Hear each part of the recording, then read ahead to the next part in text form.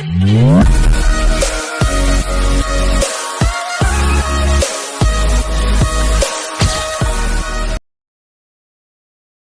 నమో వెంకటేశాయ. అందరికీ నమస్తే అండి. Welcome back to my channel Tirumala talks. నేను మీ లక్ష్మీ పూజిత. తిరుమల యొక్క డైలీ అప్డేట్స్కి స్వాగతం అండి. తిరుమల దర్శనానికి సంబంధించిన లేటెస్ట్ అప్డేట్స్ కోసం మన ఛానల్ యొక్క టెలిగ్రామ్ గ్రూప్లో మరియు వాట్సాప్ ఛానల్లో జాయిన్ అవ్వగలరు. వాటి యొక్క లింక్ అనేది ఈ వీడియో కింద డిస్క్రిప్షన్లో మరియు కామెంట్ సెక్షన్లో ఇవ్వటం జరిగింది.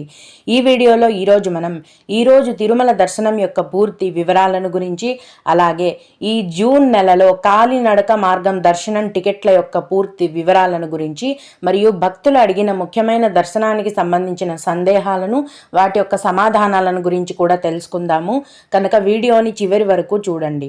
ముందుగా నిన్న అంటే మే 1వ తేదీన తిరుమలలో స్వామివారిని మొత్తం 78,031 మంది భక్తులు దర్శనం చేసుకున్నారు. అందులో స్వామివారికి మొత్తం 32,936 మంది భక్తులు తలనీలాలనైతే సమర్పించారండి.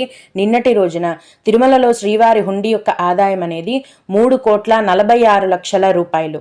ఈరోజు కూడా ఎటువంటి దర్శనం టికెట్లు లేకుండా నేరుగా భక్తులను ఫ్రీ దర్శనానికైతే అనుమతిస్తున్నారు.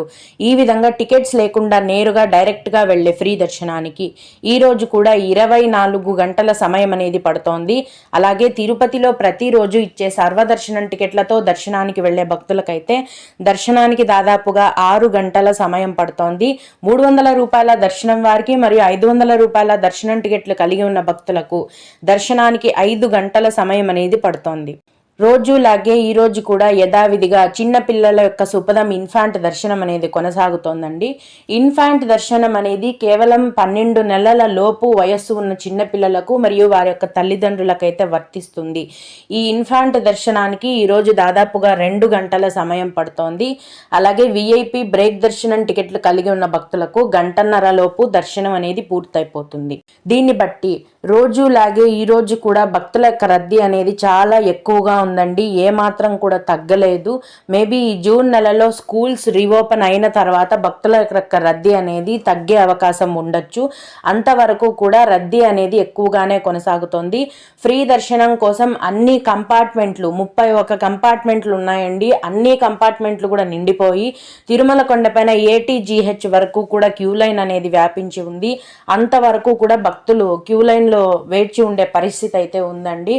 కొత్తగా ఈరోజు ఫ్రీ దర్శనం క్యూ లైన్లో ఎంటర్ అయిన భక్తులకు దర్శనం అయి బయటికి రావడానికైతే ఒక రోజు మొత్తం పడుతోందండి. అన్ని గంటల పాటు 24 గంటల పాటు మీరు క్యూ లైన్లలో మరియు కంపార్ట్మెంట్లలో వేచి ఉండాల్సి ఉంటుంది. దీన్ని దృష్టిలో ఉంచుకొని ఫ్రీ దర్శనానికి వెళ్ళే భక్తులు మీ యొక్క దర్శనాన్ని ప్లాన్ చేసుకోవాల్సిందిగా మనవి. తిరుపతిలో ఇచ్చే సర్వదర్శనం టికెట్లు దొరకటం కూడా కష్టంగానే ఉంది. భక్తుల యొక్క రద్దీ అనేది అంత ఎక్కువగా ఉంది. ఇప్పుడు ఈ జూన్ నెలలో కూడా యథావిధిగా కొనసాగుతుందండి రద్దీ. అయినా కూడా ప్రతిరోజు టీటీడీ వారు కాలినడక మార్గం దర్శనం టికెట్లను కూడా కేటాయిస్తున్నారండి. ఇవి దివ్య దర్శనం టోకెన్లా అని చాలా మంది భక్తులు అడుగుతున్నారు. కాదండి, ఒకప్పుడు దివ్య దర్శనం టికెట్లను కేటాయించేవారు. ఇప్పుడు నడక మార్గంలో నడిచి వెళ్లే వారికి లేదా బస్సులో వెళ్లే వారికి అందరికీ కూడా ఉచిత సర్వదర్శనం టికెట్లను మాత్రమే టీటీడీ వారు కేటాయిస్తారు. తిరుమల కొండకు నడిచి వెళ్ళడానికి 2 రకాలైన కాలినడక మార్గాలు ఉన్నాయండి. అలిపిరి మెట్ల మార్గం మరియు శ్రీవారి మెట్టు కాలినడక మార్గం.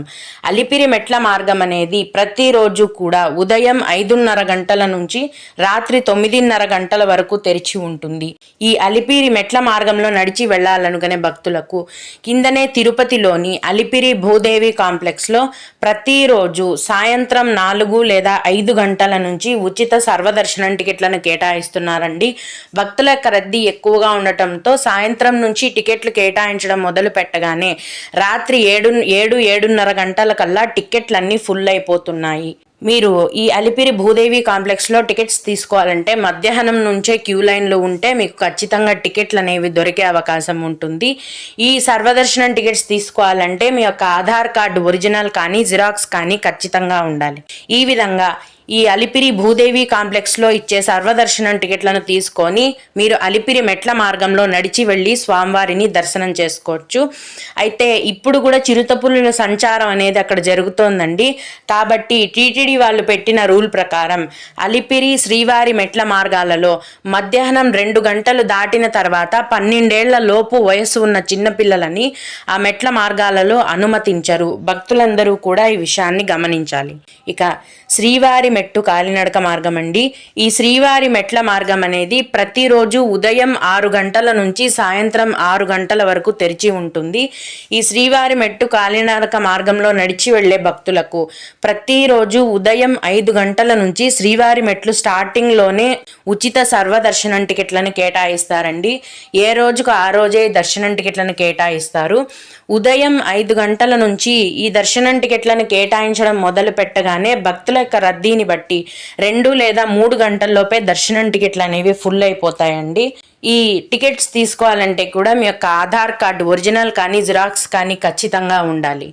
ఈ విధంగా శ్రీవారి మెట్లు స్టార్టింగ్లో ఇచ్చే దర్శనం టికెట్లను తీసుకొని మీరు మెట్ల మార్గంలో నడిచి వెళ్ళి స్వామివారిని దర్శనం చేసుకోవచ్చు.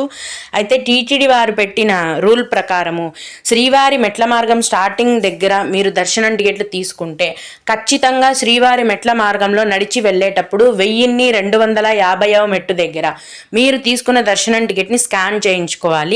అప్పుడే మీకు దర్శనం అనేది ఉంటుంది. ఇవండి జూన్ నెలలో కాలినడక మార్గం దర్శనం టికెట్ల యొక్క పూర్తి వివరాలు. ఇక శ్రీవారి భక్తులు అడిగిన ముఖ్యమైన దర్శనానికి సంబంధించిన సందేహాలకు సమాధానాలను తెలుసుకుందాము. ఇవి అడిగిన వారికే కాకుండా దర్శనానికి వెళ్ళే ప్రతి ఒక్కరికి కూడా ఉపయోగపడతాయండి. ఒక భక్తుడు అక్క ఎస్ఎస్డి టోకెన్ ఆధార్ కార్డు సెల్లో చూపిస్తే సరిపోతుందా అని అడిగారు.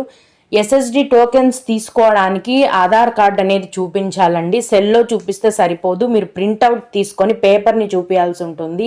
ఎందుకంటే ఆధార్ కార్డ్ని వాళ్ళు స్కాన్ చేసే తర్వాత మీకు టికెట్లను కేటాయిస్తారు. కాబట్టి ఒరిజినల్ ఆధార్ కార్డ్ కానీ లేదా జిరాక్స్ ప్రింట్అవుట్ కానీ ఖచ్చితంగా ఉండాలి. సెల్లో చూపిస్తే చెల్లదు.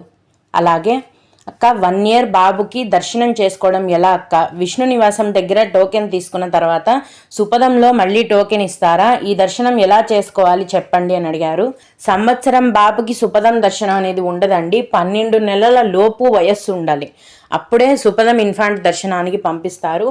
ఇప్పుడు మీరు తిరుపతిలో ఉచిత సర్వదర్శనం టికెట్లను తీసుకోనైనా దర్శనంకి వెళ్ళొచ్చు, లేదా టికెట్స్ లేకుండా డైరెక్ట్గా వెళ్ళే ఫ్రీ దర్శనంకి వెళ్ళొచ్చు. దానికి ఎంత సమయం పడుతుందో ఇందాక వీడియోలో చెప్పాను నేను.